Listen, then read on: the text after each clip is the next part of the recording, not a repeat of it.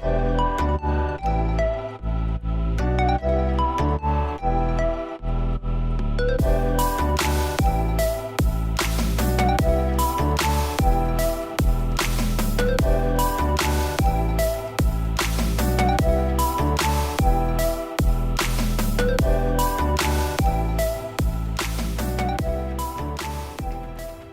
very warm welcome to all of you for yet another episode and the last one for this year for Right Circle, which is presented by Shri Siemens and is done in association with Prabha Ketan Foundation, Siahi, Esas Women and Spagia Foundation. We have a very, very different kind of writer with us today. We haven't done historical fiction for a while. I think it's been more than maybe 3 or 4 years. So Vikramjit, you come in with a very distinct flavor. It's very nice to have you with us. He straddles both worlds. He is a fiction and a non-fiction writer. And yet another diverse angle to his background is that he's from NID.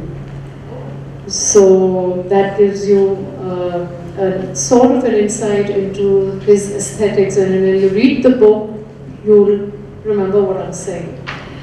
He's also the author for Elephant Kingdom, Sculptures from Indian Architecture, Dreaming Vishnu's A Journey Through Central India, So and La, A Journey in Ladakh, and The Sun and Two Seas, and now Mansoor, a novel. And moderating the conversation for us today is Richa Mirdha, who's a former television journalist. She's been a sports anchor, producer of a news channel called Headlines Today for the India Today group. She's also been a part of the Jaipur Literature Festival many, many years back. And we have very good memories of that. And she's currently freelancing as an editor with Penguin Random House. With that, I'm going to invite you both on stage, but before that, Jaipur, I need to see energy. No, I need to see more energy because it's the first time Vikramjit is doing an event for us in Jaipur. And for Richa also. So it's over to both of you. I would request all of you to please put your phones on silent. Thank you. First of all, Neeta, thank you very, very, very much, and thank you all for being here. Very, very kind of lady who represents me and my work to have invited me to Jaipur, and I'm here for just the night, and I fly back to Bangalore tomorrow, and this has been a wonderful break for me from lots of hard work. Thank you all. Well, I hope on this trip you get to eat a lot of curry, like you mentioned earlier. He loves the Rajasthani curry. So let's get right to it. When did this idea come about for this book, and what was your process? Okay, everything has a story to it, and I tell stories. On the 22nd of August 2015, to be precise, the very respected art historian Dr. Ashok Kumar Das, who is a Mansoor scholar, presented an illustrated talk at the NGMA in Bangalore on Mansoor. The very first image that I saw up there on that screen, 1 hour long presentation by Dr. Das, was this particular image. You see of the dodo in the center, which was painted by Mansoor, and the other birds, the ducks in the corner, going up to the lorry key, the tropopan, and then those painted sandgraphs were painted slightly later. But what we were told is that this particular painting dates from 1627. Over a span of about 45 minutes to an hour, Dr. Das held his audience of some 250 people at the NGMA in Bangalore completely enthralled by taking us through Mansoor's career as a painter, both during the period of Akbar and into Jahangir's reign. Mansoor actually lived and worked, he was active between the late 1580s all the way till 1627. And this particular dodo dates from 1627. He started off with Akbar's ateliers as what's called a nakash. And a nakash was a decorator, so all he did at that point of time was illuminate the surrounds of paintings by other people. The border. The borders and the frames, you know, the intricate thing our first mind's eye image of a Mughal miniature is this very, very intricate piece of beauty which is meant to be held in the palm of the hand and viewed either in daylight or by lamplight. So Mansoor was a naqash, which meant that he only decorated and illuminated the borders of paintings as well as manuscripts. Lots of books were being produced at that point of time, handmade books with intricate calligraphy. By the early 1600s, he had mastered this thing of illuminating and decorating, and invariably included a lot of birds and animals in his decorative borders. Then, of course, 1605, we have a new emperor who is Jahangir, formerly Salim, who is Akbar's son. And that actually marks the ascent of Mansoor's career, because in his new royal patron, he finds a very interesting ally, because here is a man who was deeply interested in the natural world, who was very curious about flora and fauna, had an avid passion for collecting exotic animals, which often came into the imperial menagerie in Agra or Lahore, wherever they were residing at that point of time, as diplomatic currency. So clearly the fact that Mansoor finds mention by name in Jahangir's memoirs, which is the Tuzuki Jahangiri, also known as Jahangir Nama, no less than 4 times. There's one other artist called Abul Hasan who was mentioned once. Hardly any of the other painters, because there were hundreds of painters working for both Akbar and his son. Did they actually have a professional rivalry, or did you just make it up? It wouldn't have all been idyllic. There would have been problems. But to come back to why this book actually happened, I'll fast forward now. At the end of this entire hour-long presentation, I had just the one question, you know how it is, question and answers. I had just the one question for Dr. Das, and I said, where was this gentleman from and where is he buried? And of course the answer was, we don't know. And that really was what got me to doing historical fiction, based on the life and times of this gentleman, about whom we actually know nothing, aside from his signatures on approximately 150 to 180 known paintings from that period. Okay. So that was actually the genesis of the book. Okay. Yeah. That's, well, you know, one of the most interesting things about this book is that even though it's based in during Jahangir's reign, it's not really about the imperial family or him.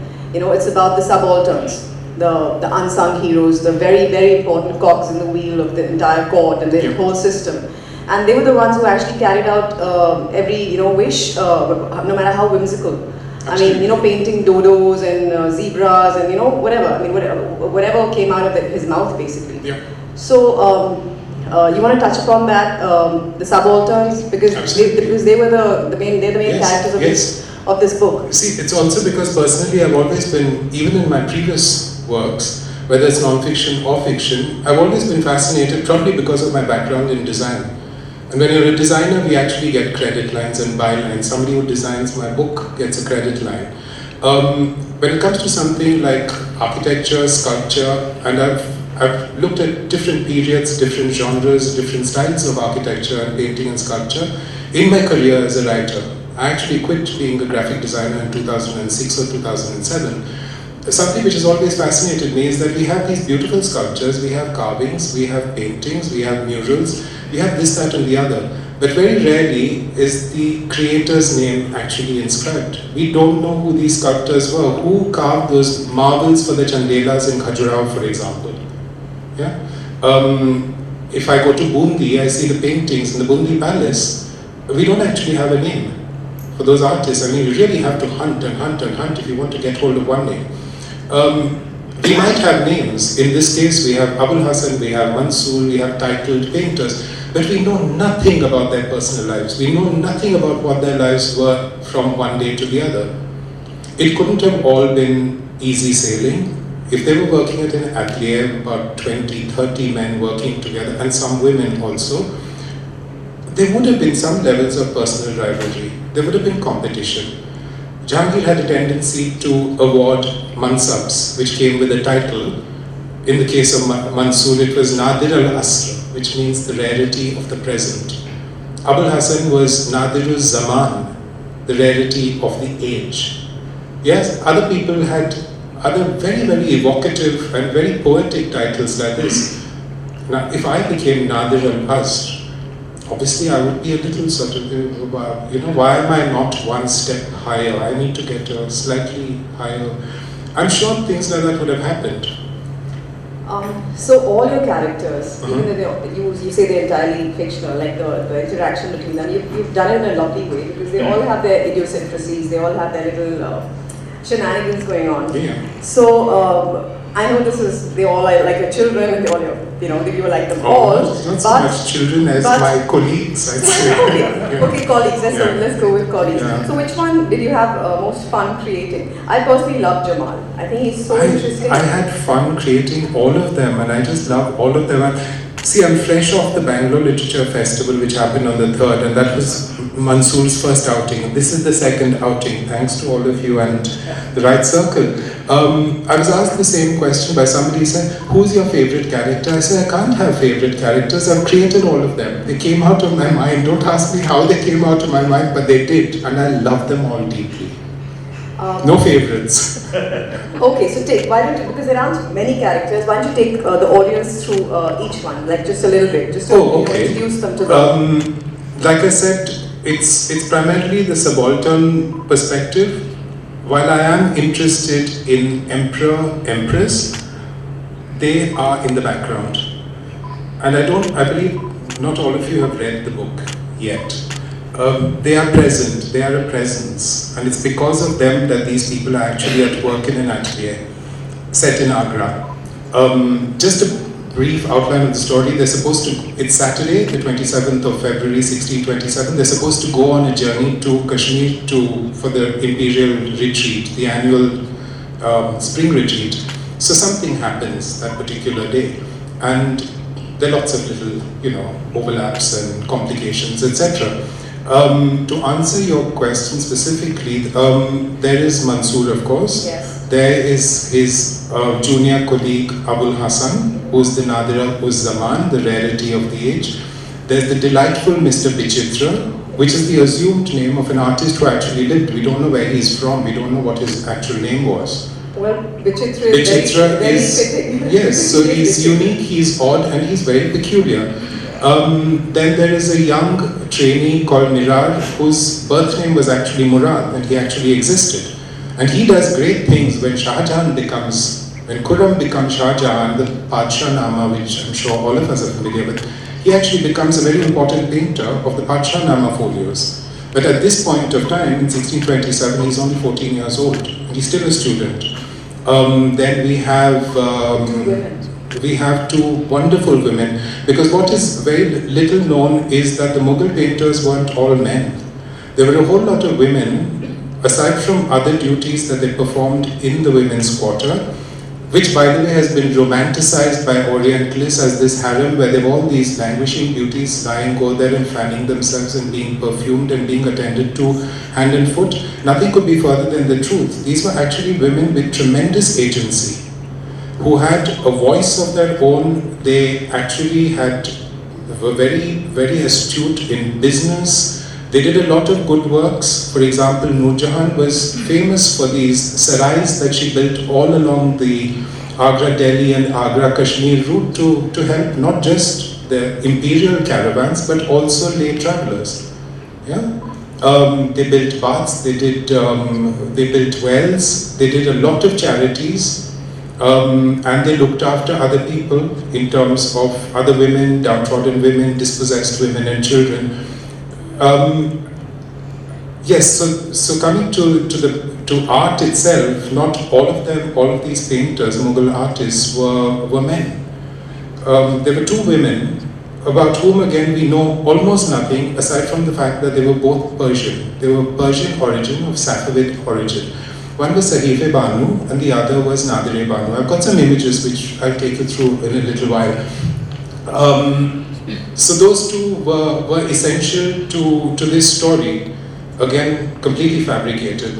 None of what happened out there, disclaimer, actually happened. But yeah. And Jamal.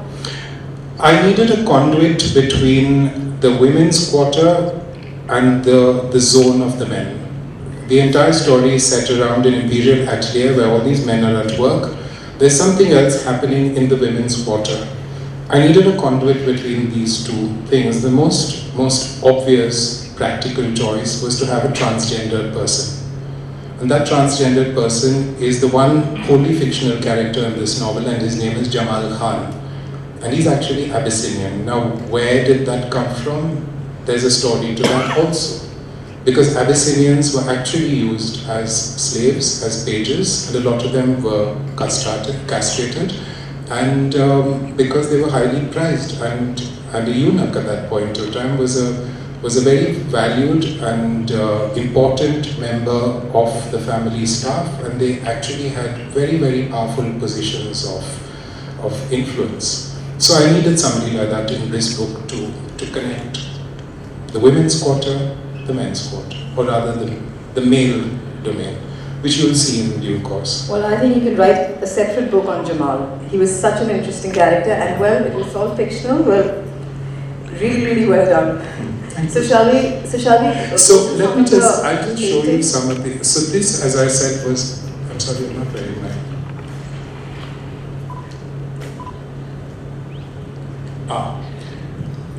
So when Mansoor was actually given his title, bestowed his title Nadir al-Asr by Jahangir in 1616, specifically for this painting.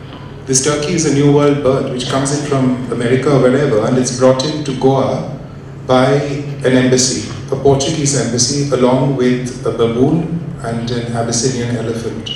And all these are meant to go from Goa because you see the Portuguese were trying to control trade and actually establish Goa as their stronghold, just as the British were in Surat and along the Gujarat coast, what is now Gujarat. So this turkey was brought in, and Mansoor clearly had spent a lot of time studying its every detail, and so fantastic was his representation. It's a very small image. By the way, there is a replica, an 18th century replica of this particular bird in your City Palace Museum. Of the exact same thing, not the Mansoor of course, but it's been painted by somebody else. So it was for this particular bird that Mansoor was awarded his title and given his mansa. I mentioned Abul Hasan. Not all painters at the period worked on a single painting entirely by themselves. There was a wonderful thing of sharing. You talk about this one in the book. Yes. Squirrels in a chinar tree, which was painted by both Abul Hasan and Mansoor in Kashmir.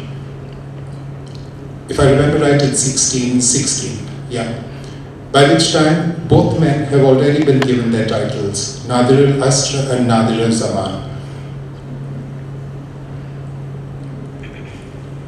Beautiful colors. So they actually collaborated on paintings. They used to use things called vellum tracings, which were pinpricks on vellum sheets, so that one painter could use the same outline for a different image altogether.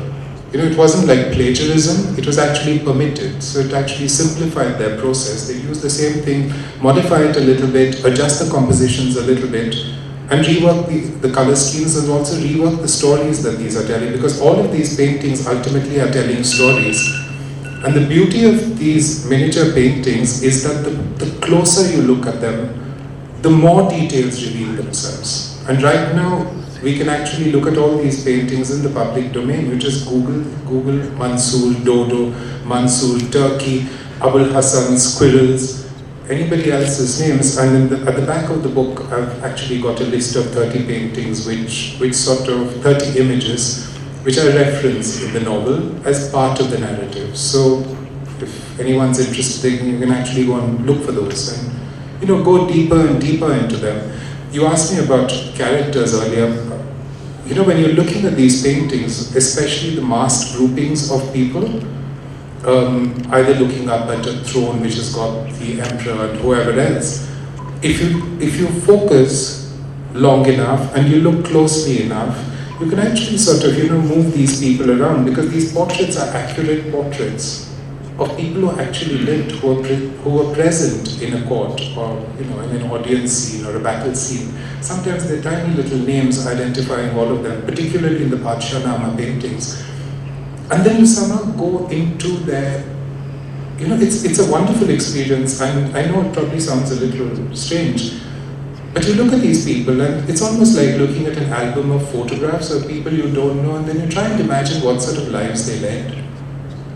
They all, like all of us, had very, very rich inner lives.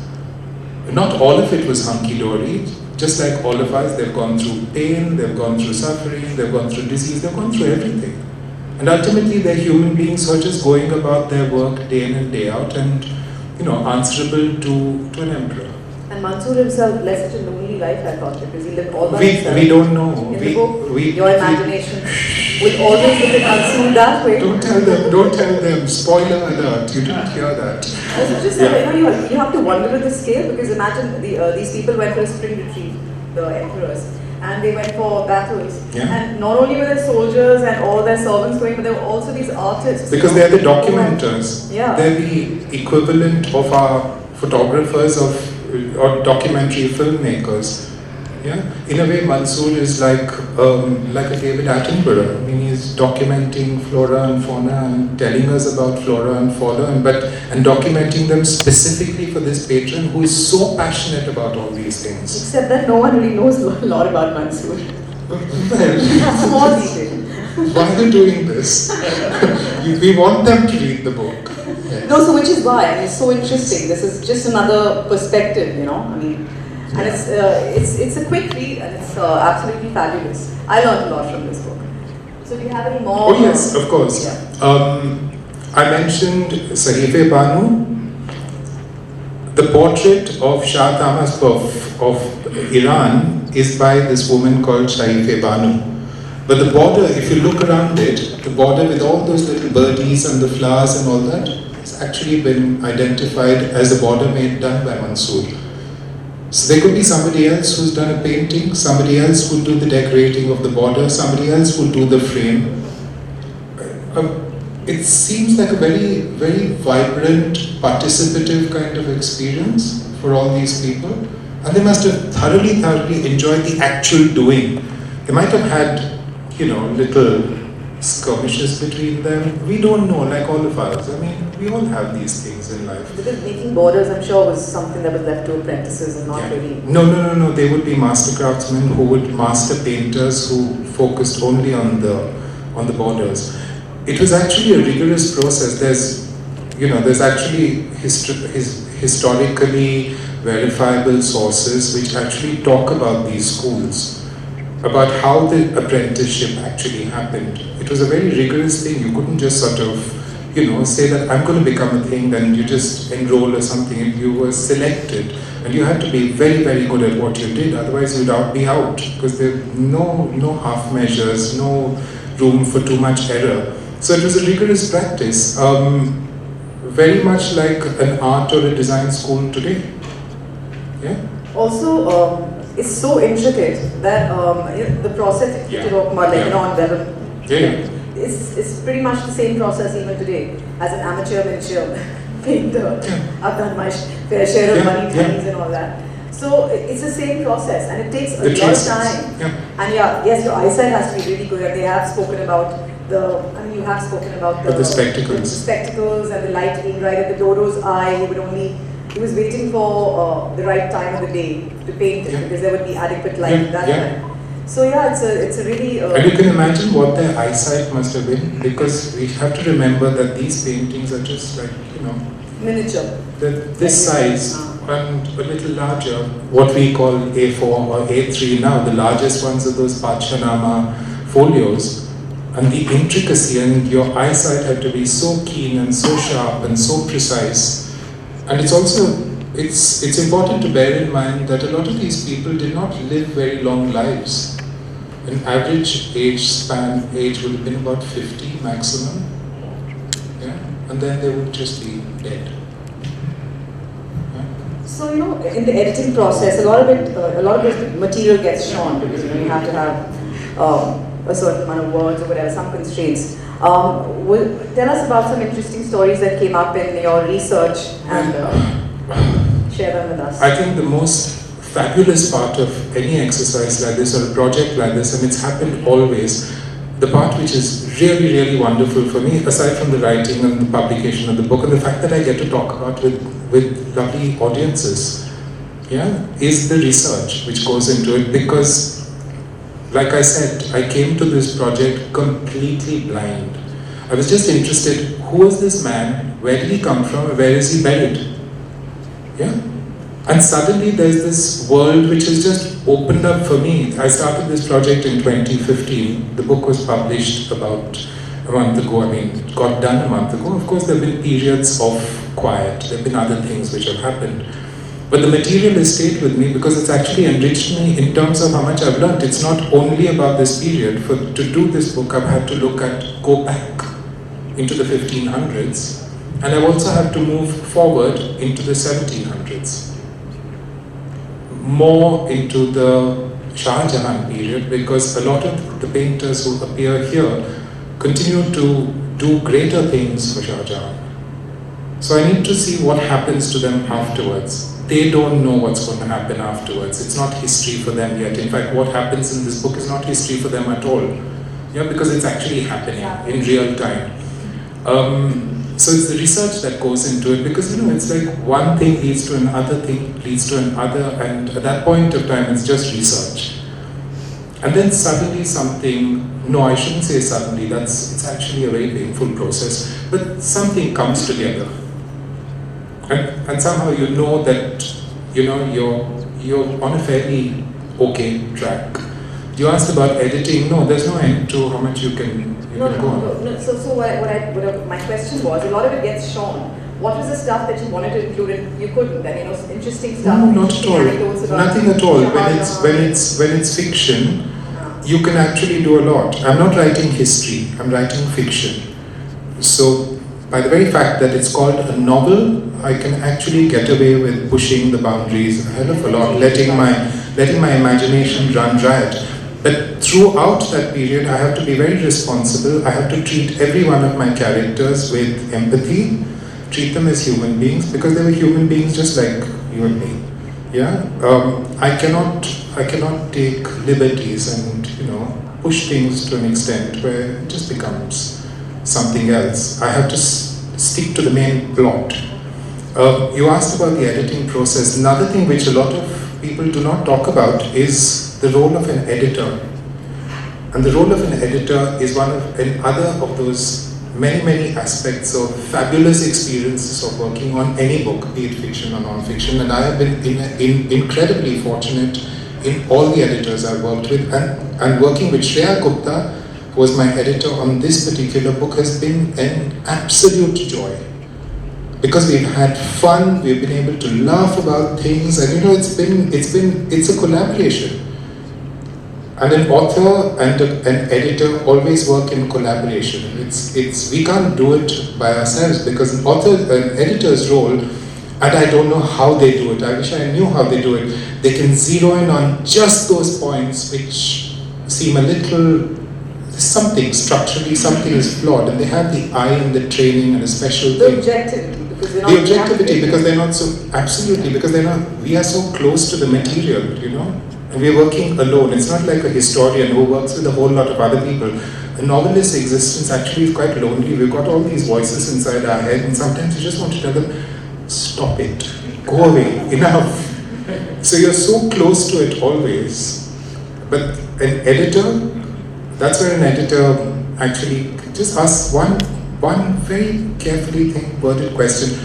It could just be a question mark. And then you look at it again and say, oops, cut. So do you want to read some excerpts from? Yes, absolutely. Yeah? Have you gone through all the paintings? No, we haven't actually. So we've just got two more, which I'll show you quickly. Let's do those. This is one painting which gets fairly close attention in the book right at the beginning. It's called, you see, also the titles of these paintings were attributed later by 18th century or 19th century art historians. The painters themselves didn't give these titles.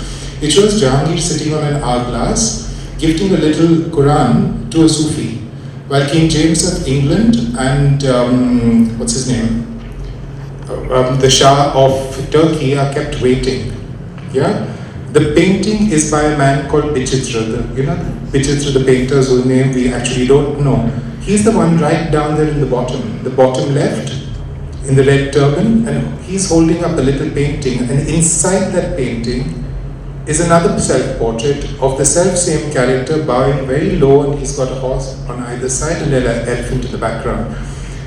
Now that painting and that tiny little detail actually made me look at it closer, and I said, we've got a self-portrait of the artist and a double self-portrait shown, in such that particular pose. And then I said, okay, there's a story there. He needs to be a character in my book, and I'm going to have fun with him. And that's exactly what I did. He's a fun character. Yeah. So that is Bichitra's painting, and that's Bichitra, the double portrait. There was another painter called Hashim who actually began his career in the Deccan, either in Bijapur or in Ahmednagar. More likely Bijapur under Adil Shah II. There's an interesting story to his shift from the Deccan into the Mughal court. And he was particularly known for his portraiture of people whom he'd actually met and seen while he was employed by Adil Shah or whoever else in the Deccan. One particular portrait is that of Malik Kambar of Ahmednagar, whom Jahangir could not stand because he was his main foe, his arch enemy in the Deccan. And once Hashim actually moved under specific circumstances to Lahore, he was assigned by Jahangir. It is believed that he was assigned by Jahangir to create an album of portraits of other Deccan personalities. So one of those was Malik Kambar. He also did this particular portrait of an Abyssinian minister. And just the modeling of the minister and his clothes provided the inspiration for the character of Jamal, who's also an Abyssinian, the transgendered person I spoke about earlier. So I just wanted that one image to be seen. Yeah. So these paintings have given the audience, sort of just a little taster of what to what expect. painters were doing, and Yeah. So should we do the Yes, excerpt? you wanted me to. I thought it would be interesting, Richard, to do just that section on Sharife Banu and Nadire Banu. These are the ladies I mentioned who are part of the women's quarter who have been assigned a specific task by somebody, by one of the characters in the novel. The book itself is structured as a sort of Mughal miniature, and the chapters, each of the chapters has a title, and the titles themselves are a nod to the typical titles of Mughal miniatures. So each chapter, in a way, is a Mughal miniature. So the chapter is chapter 3. It's called Two Senior Ladies in Waiting. I dreamed of the butterflies, the lady Sharife Banu says. Nadire Banu does not at once reply. The ladies are taking in the sun on the terrace outside the two-chambered apartment they share. Not a terrace with views of the Jamuna, those are on the eastern side. This one is enclosed by pierced sandstone screens. Mine, the rose thorns, peer through the gaps. All you'll see is the window-pocked north face of one of the palaces. In their identical red socks, ash blue muslins and milk froth veils, Sharife Banu and Nadire Banu could pass for siblings. Both of them are quick of wits, if extremely frail and paper-skinned. Their hair, in braids under their veils, is white. They've long since stopped hennaing it flame orange. The only man they've known, intimately, once each, was Hazrat Arshashiani, that's the posthumous name of Akbar, during the 1580s in Fatehpur Sikri. They've spent the better part of their lives painting Lahore, Agra, Kabul, Allahabad for a spell, Agra again, between functioning as ladies in waiting of the Queen Mother, Maryam Uz-Zamani, not long deceased. Now in their 70s, Sharife Banu and Nadire Banu, among the last of their kind, left behind in the women's quarter when their majesties had decamped to Lahore during the plague of 1619. The present generation tried to patch on them in matters of style, speech, manners and refinement.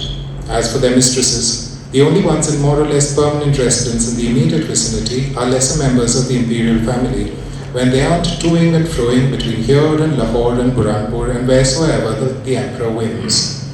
As for him, it's common knowledge that he's not coming back, not after all he's witnessed of the Great Plague. I dreamed of the butterflies as well, says Nadri Banu after a long moment, adjusting her veil. A waking dream, you know what that means. Shaife Banu clicks her tongue against her teeth. It means nothing, you've dreamed of moths. Butterflies, Nadri Banu says. She knows the difference and will not be told what she's not dreamt and what they don't portend. Has anyone died? Shaife Banu asks an ox-faced maidservant who's reappeared after an age with what might be their breakfast tray. Gone are the days the ladies had 6 maids each, Russian and Armenian, not natives as the one shared between them. Not you, the woman mutters, setting the tray with needless force on the carpet.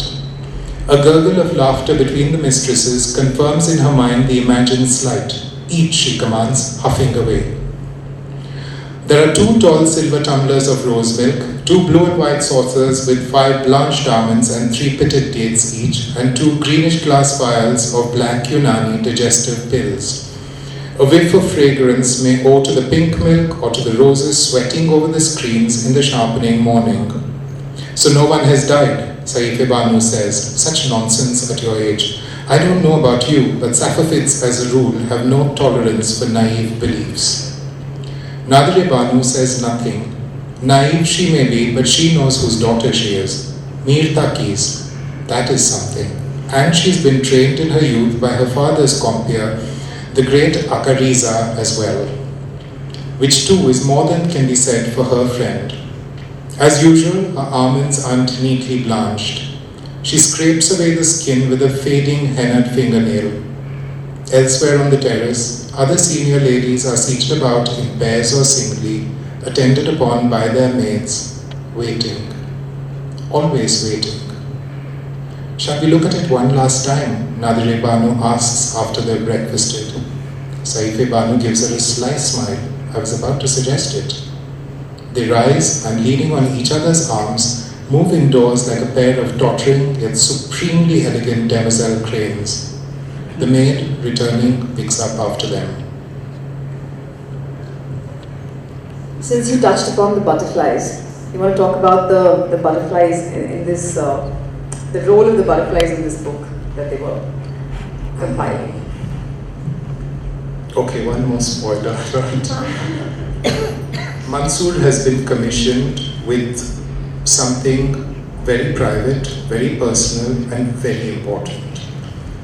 And the person who's commissioned him to illustrate and illuminate this book with butterflies has not really warned him, but he knows the importance of this book is such that he cannot let it fall into the wrong hands. The butterflies play a very significant role because the butterflies are butterflies which inhabit what is called the Noor Afzan Bagh, or the light scattering garden, which was a garden in Agra, created by the emperor and his empress consort Noor Jahan. So I wouldn't look at it as a spoiler. I think it's more of a hook. It's interesting. So it'll lead the audience to wonder what the butterflies were all about, and then they'll want to read it. Yes. So shall we throw the floor open for questions?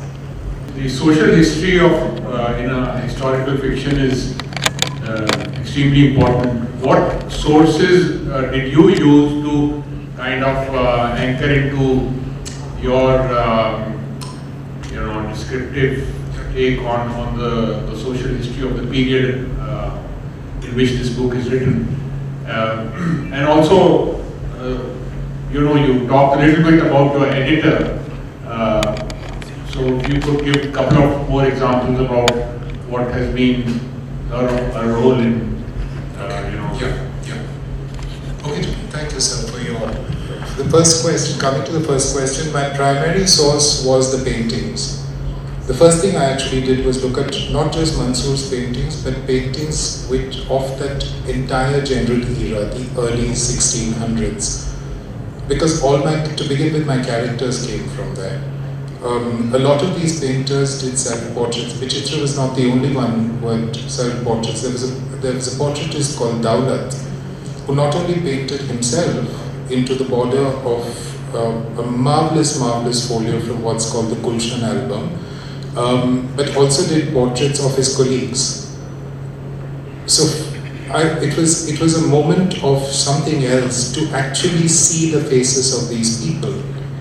Yeah, I could see that somebody called Abul Hassan is actually left-handed.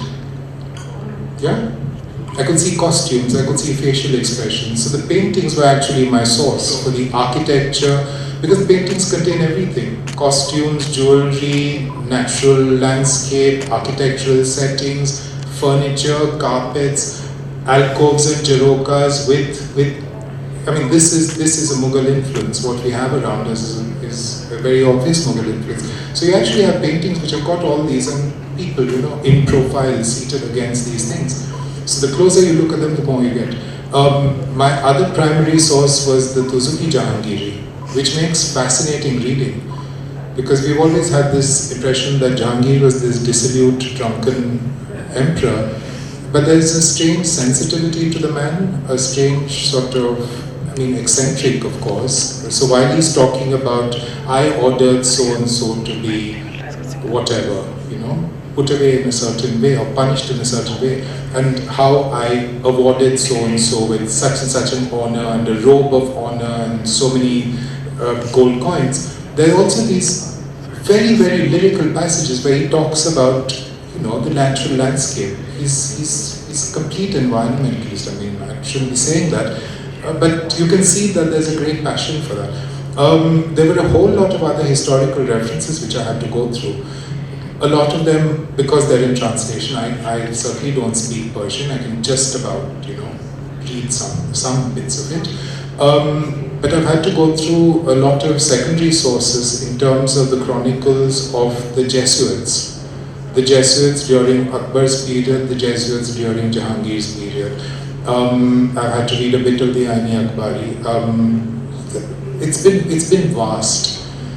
Purely from the thing of art history, Dr. Ashok Kumar Das, to whom this book is dedicated, has been such a support and encouragement right from day one, because the day after that talk I mentioned, we were talking, and then he said, maybe you should write about it, and that's when it said, I should do this. And he's been so encouraging, so kind, and so generous with just support and saying, go ahead and do it. You're doing historical fiction, do it. And might come up with something else. So his book, Wonders of Nature, Ustad Mansoor at the Mughal Court, is actually a monograph on the painter, and is probably the most authoritative thing. But there have been lots of other things in terms of architecture, in terms of social history.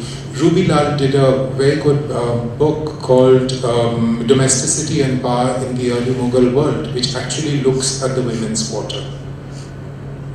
There's been Som Prakash Varma, who's been another important source, and his books it's more art history, but again talks about specific periods and specific, movements in transitions in the history of the painting world. To answer your question about the editor, an editor is somebody who is your closest ally, your confidant, your everything at that period. And because she actually knows where you're coming from, and her work, or his work, is to bring a manuscript to such a point of polish, you don't need to do anything more. And like I said, she's your closest ally at that point, because she's somebody who, like I said, we were talking about it, you're so close to the material, and there's this objective eye, and who's deeply interested and enthusiastic about this. Yeah, so that makes all the difference. Wants to make it better. Absolutely, and of course they do. Which is why I say it's such an incredible collaboration, and you need to be, you're a team then suddenly, and it's wonderful. Yeah. Yeah. Sir, I'd say historical fiction is one of my favorite genres, but then I have read mostly, books that are set in Germany or let's say, in Kabul. So would you say for someone who hasn't read much into Indian fiction, would you say your book is, easier to understand, or someone needs to, have the basic, what is it called, knowledge to get into the book? No, I don't think you have to come to fiction or any reading material with some kind of prior knowledge. I mean, I came to this story with only a passing interest. I trained as a designer, so art history was very important as part of our curriculum, and I've always been interested in painting and art. But and though I've been to all the main historical sites, I didn't think that I would learn so much from this experience, and it's taught me so much. I didn't know very much at all. Yeah. And when you actually start reading and start working on something, you develop an interest towards it. Just to give you a little example, my previous novel was about the Sun Temple of Konark, which I visited years and years ago. I saw a giraffe on one of the panels, and I thought to myself, what is a giraffe doing here? And I wanted to know how the giraffe actually turned out. So, I sort of dug and learned something in the process. So, yeah, I think one can approach fiction from any side. You don't need to have any kind of... So to completely digress, what was a giraffe doing on the Sun Temple, in the Sun Temple? It was actually diplomatic currency. In much the look at the parallels. In much the same way as a dodo is gifted by the English factor of Surat to Jahangir in 1623, sometime in the 1240s, somebody presented a giraffe to Narasimha, the patron of the Sun Temple of Konark, who was an Eastern Ganga ruler. Again, diplomatic currency. Because people, either Chinese travelers or Arabs or Persians, so all this was like, there was lots happening in the Indian subcontinent. Can you imagine a giraffe being jostled around on a ship all the way from Africa? But that's exactly what I made happen. Yeah. The next question? Yeah. Thank you so much for giving us this lovely sneak peek in your book. So one of the paintings got me a little curious. The one before this, it has cupids in it. So that is more of a... Sorry, I did something. Sorry. It has the angels in it. Yes. Okay. Thanks for that question. What happened during the early 1600s? You see, in the 1500s, when Akbar was... With King James and This way. also This fiction. way. He never came here. This one. Jahangir preferring the Sufi to kings. I need to go back a little bit, very briefly. Around the late 1500s, there were a lot of travelers coming into the subcontinent, particularly to the Mughal courts, and they were bringing gifts. A lot of them knowing Akbar's views on religion and his interest in the religions of the world, particularly what were called the Franks, the Frankish padres who were coming into the country. They would come in with Bibles, and they also brought in engravings which were done by somebody like Albrecht Dürer way back in 1511. There was one particular series called the Engraved Passion series, which goes into several, the Passion of the Christ. These were engravings which were brought in to the Mughal court. There were probably also oils on canvas, portraits. For example, King James of England. There were a whole lot of paintings done by a man called Oritz, and there were variations of the same pose of King James. So perhaps an engraving or a painting of King James came into thing. Now, along with all the ecclesiastical material, art, Bibles and what have you, were representations of cherubs. And you know what's called putti in Italian. So those suddenly became an element of interest. A lot of Mughal painters, onwards from Akbar, were encouraged to absorb techniques as well as themes as inspirations to homegrown paintings. So suddenly this thing of the angel, the Cupid, the Madonna, they all became important themes in Mughal art. And they could be used quite indiscriminately. If you look at some of Abul Hasan's paintings, this one's by Vichitra. This particular painting actually provides the model for a painting by Abul Hasan, who's his colleague. The poses, what I was talking about, this thing of sharing your vellum tracings, happens in two other paintings, particularly one in which Jahangir is shown embracing Shah Abbas of Iran on a globe. So there's that same sun motive, there are the angels, there are the cupids, heads, what have you, and there's this strange kind of assimilation of new ideas and new motives like clouds and hourglasses, and we have two of them sitting right at the bottom with their angel wings, but everything is done with a specific purpose. Nothing is just done. It's not decoration for decoration's sake. Everything has a symbolism and significance.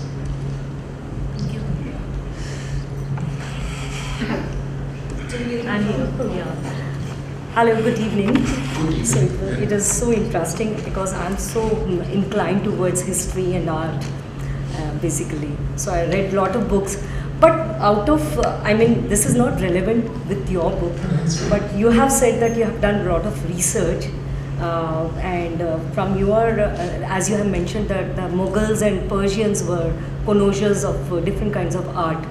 So I have read somewhere, I don't know how true it is, that when the Taj Mahal was built by Shah Jahan, what they say is like, they were lovers of art, but the way they have treated brutally with the artist, is it true? How they treat something. How they have treated the artist after completion of the Taj Mahal. You mean the chopping of the arms? Is it true or not? I just wanted to know. To begin with, I'm not a historian. I'm not an art historian or an architectural historian. Okay. A lot of things just sort of get compounded with the retelling, I feel. Maybe. So, if there is any veracity during your where research is you must the- have come across. No, I haven't actually. No. Thank you so much. Can I get the mic? Yeah. Yeah, Guru. Yes. I'm Jagdeep here. Thanks for a very fascinating discussion. I just wanted to know, is there a thin line of difference between historical fiction and biographical fiction? Because Irving Stone has written about, say, Michelangelo or Vincent van Gogh. He calls himself a biographic novelist. For instance, if you were writing the story in Jahangir and Nurja, the love story or whatever, would it be historical fiction or biographical fiction? I would stick to historical fiction.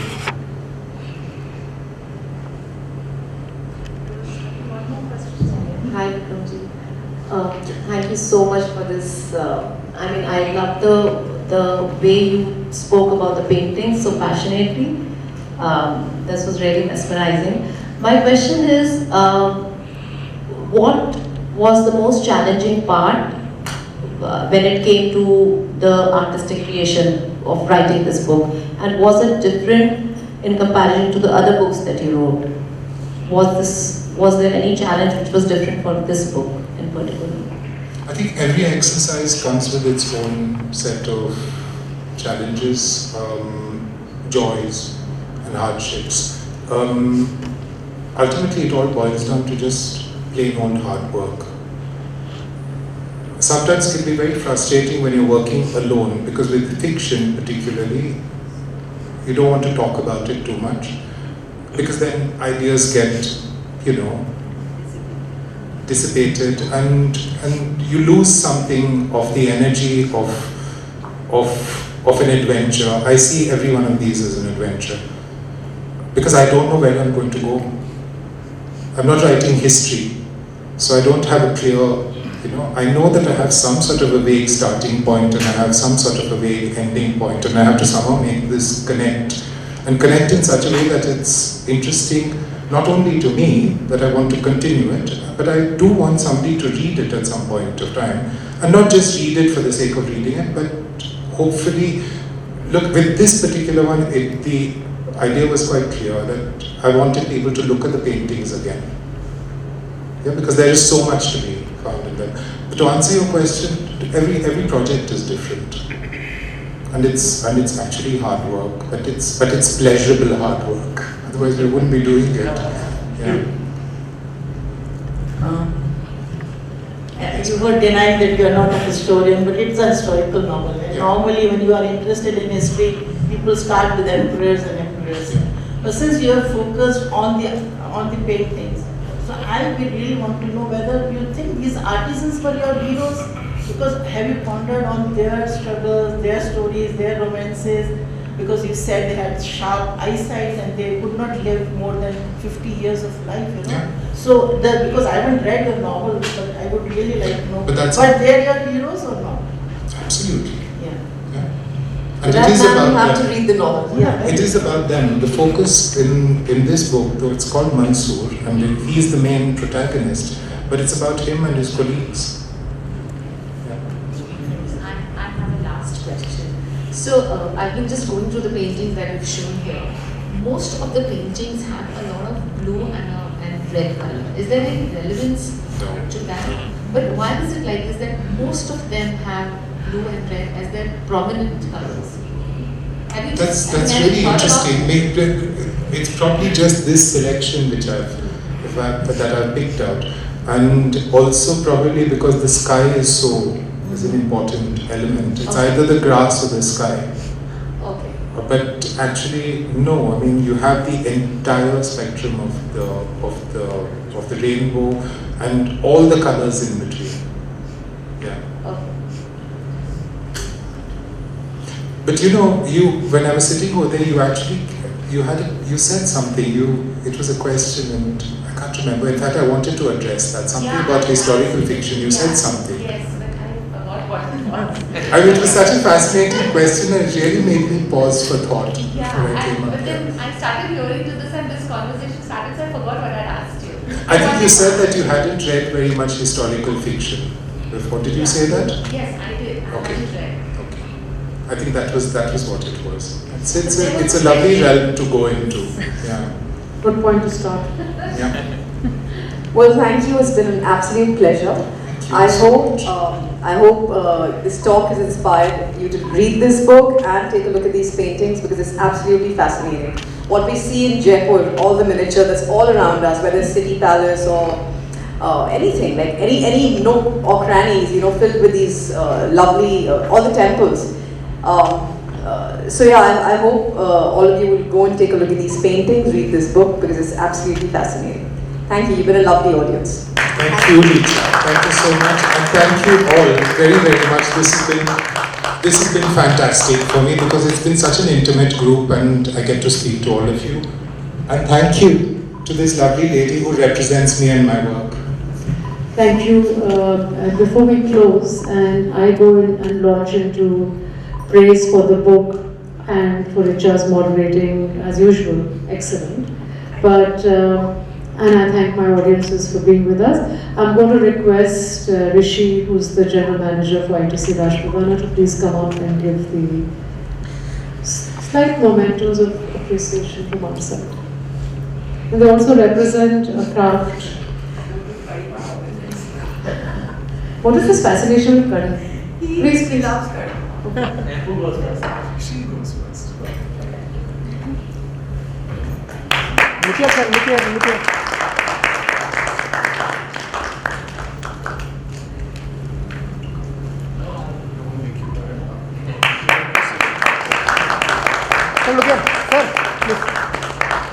1 second. Sir, close. Thank you. Thank you once again, Vikramjit, for joining us here. It's been amazing. Well, the journey for the book has been very precious to me.